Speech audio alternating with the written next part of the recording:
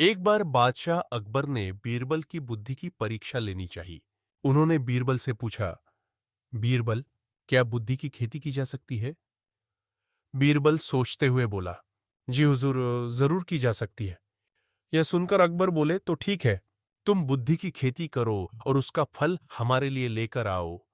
बीरबल बोले, जैसा आपका हुक्म। मैं जल्दी ही बुद्धि की खेती करके उसका पहला फल आपको भेंट करूंगा। सभी दरबारी अकबर और बीरबल की बातें सुन रहे थे। वे हैरान थे कि बीरबल बुद्धि की खेती कैसे करेंगे और कैसे बुद्धि का फल बादशाह को भेंट करेंगे। दरबार के समाप्त होने पर बीरबल सीधे राजमाली के पास जा पहुंचे और बोले, राज उद्यान में कद्दू की बेलों पर क्या कद्दू आ रहे हैं? माली बोला, हुजूर, आ तो रहे हैं, पर अभी वे टमाटर जितने ही छोटे हैं। बोली यह सुनकर बीरबल बहुत प्रसन्न हुए। उन्होंने माली के कान में कुछ कहा।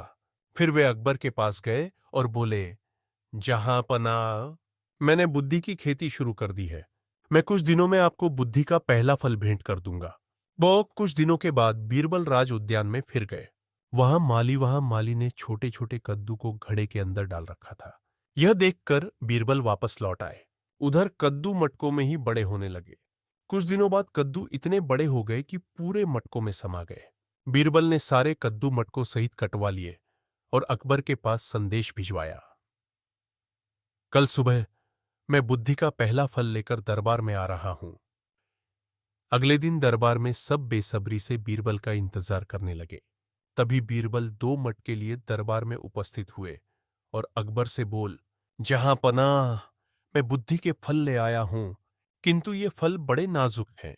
याद रहे, इन मटकों में से फल निकालते समय ध्यान रखिएगा कि न तो बुद्धि का फल कटे और न ही मटके फूटे। अब यह सुनकर बादशाह हैरान रह गए। उन्होंने मटके में झांक कर देखा तो वे बहुत हंसे। वे बीरबल की बुद्धिमानी से बहुत प्रसन्न हुए।